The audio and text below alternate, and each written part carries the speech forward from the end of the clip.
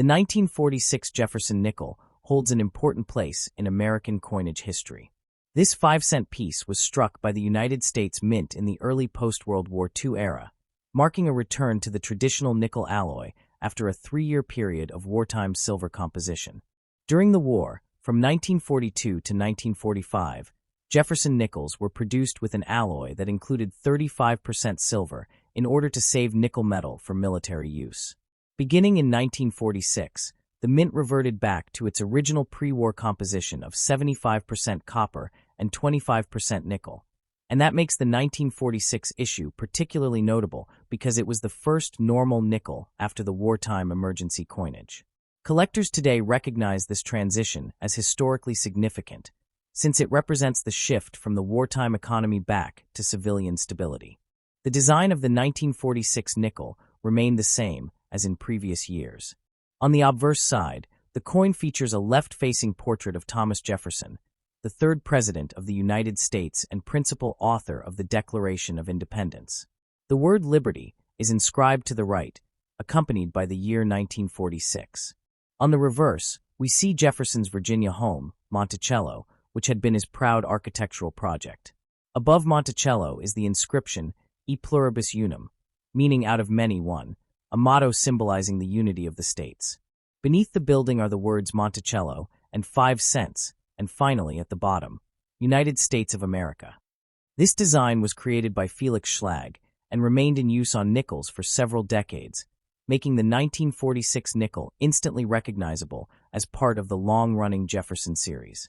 In terms of minting, the 1946 nickel was struck at 3 different facilities: Philadelphia, Denver, and San Francisco. The Philadelphia Mint produced the majority of these coins and did not use a mint mark, so a coin showing simply the date, 1946, without a letter is from Philadelphia. The Denver Mint coins carry a small D mint mark, and the San Francisco Mint coins have an S. These mint marks are located on the reverse of the coin to the right of Monticello. While all 3 mintages are generally common, collectors often seek well-preserved examples in high grades, as circulation where can dramatically reduce value. Philadelphia coins are the most common, while San Francisco issues are somewhat scarcer, especially in mint state condition. One of the interesting aspects of the 1946 nickel is the presence of die varieties and minting errors. Some coins show doubling in the inscriptions or steps of Monticello, which can be considered double die errors. Collectors also look for coins with full steps on Monticello, meaning the lines at the base of the building are fully struck and clearly visible. Full steps are a sign of a well-struck coin, and they are highly prized in the numismatic community. Such coins are often far rarer and command much higher prices than typical circulated examples. Other error coins, such as off-center strikes, clipped planchets, or repunched mint marks, can also bring premium value depending on their clarity and rarity. When it comes to value, the majority of 1946 nickels are not considered rare in average circulated condition. These coins were produced in the tens of millions, so a well-worn example often has only modest collector value, usually around 10 to 50 cents each depending on grade. However, the story changes when you consider uncirculated specimens. Coins in mint state condition, especially with strong luster and full steps on Monticello, can fetch anywhere from $10 to $50 or more.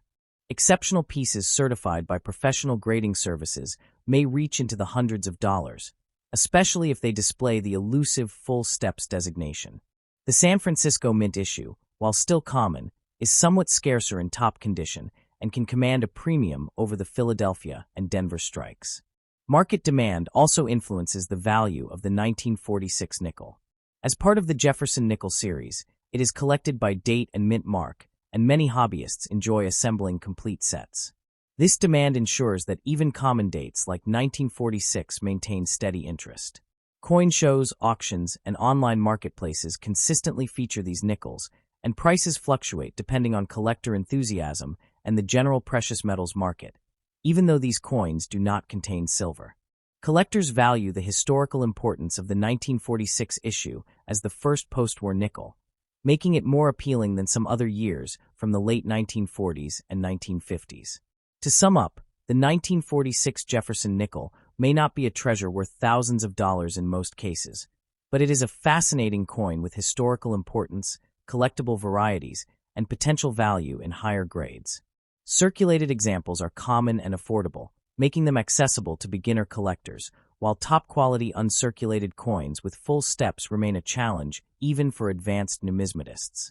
The combination of post-war history, traditional Jefferson design, and collectible mint mark varieties ensures that the 1946 nickel continues to hold a respected place in U.S. coin collecting. The year 1946 also carries cultural and economic significance in the United States. America had just emerged from the turmoil of World War II, and the economy was transitioning from a wartime footing to peacetime prosperity. Everyday items, including coins, symbolize stability and continuity. The return of the nickel to its traditional copper. Nickel composition reassured citizens that normalcy was returning. This was a time when people valued every coin, as rationing and shortages had been a daily reality for years. Collectors today view the 1946 nickel as more than just a piece of currency. It is a physical reminder of a critical turning point in American history. Every worn example still in circulation has a story to tell of the hands it passed through in those rebuilding years. From a numismatic perspective, Jefferson nickels from the 1940s offer collectors a window into minting technology of the era. The strikes were often weak, with Monticello's steps blending together instead of standing out sharply. This makes coins with strong strikes particularly desirable. A 1946 nickel with full steps is considered a prize because it represents not only rarity but also a technical achievement at the mint. The scarcity of such examples has driven up prices dramatically in the collector market. Auction records show that top-graded full steps examples can command hundreds or even thousands of dollars, far surpassing the face value of just 5 cents. These values highlight how condition and detail can transform an ordinary coin into a numismatic gem. Another element that attracts attention is the role of mint marks in building complete collections. Many collectors attempt to build what is known as a date and mint set of Jefferson nickels, obtaining one example from each mint for every year of issue. In 1946, the Philadelphia Mint struck the largest number, while San Francisco and Denver produced smaller quantities. Although none of the mintages are extremely rare, the challenge lies in finding high-quality survivors. Circulation quickly wore down the design, especially on the high points of Jefferson's hair and Monticello's steps. As a result, uncirculated pieces from San Francisco and Denver carry a noticeable premium today compared to worn Philadelphia examples. This illustrates the principle of supply and demand within coin collecting. Although millions were minted, far fewer survive in collectible condition. For those interested in investing in coins, the 1946 nickel presents both opportunities and challenges. On the one hand, it is an accessible coin for beginners because circulated examples are inexpensive. On the other hand, those seeking long-term value often focus on certified high-grade pieces with full steps. These coins have shown consistent appreciation over time, as advanced collectors compete for them to complete registry sets. A registry set is a competitive collection recognized by grading services, where collectors strive to own the finest known examples. In such environments, even a common date like 1946 becomes highly competitive when condition and strike quality are taken into account. This demand drives the market upward for top-tier specimens, making them an attractive investment vehicle. It is also worth noting the role of errors and varieties in boosting interest. Coins struck with repunched mint marks, doubled dies, or other unusual features often carry a special allure. Error collecting has grown significantly in popularity, and the 1946 nickel is no exception. Even small die cracks or striking anomalies can add to a coin's story and enhance its value. These features turn an ordinary nickel into a conversation piece, sparking curiosity among collectors and history enthusiasts alike. Because of this, searching through old rolls of nickels remains a popular hobby, as lucky finds can still be made in circulation today. In conclusion, the 1946 Jefferson nickel is much more than a small piece of American currency. It reflects a moment in history when the nation was rebuilding and moving forward after global conflict.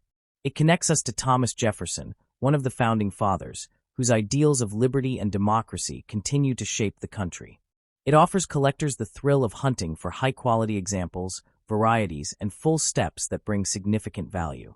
Whether held as a sentimental keepsake, a collectible treasure, or a long-term investment, The 1946 nickel proves that even the smallest coin can carry great meaning.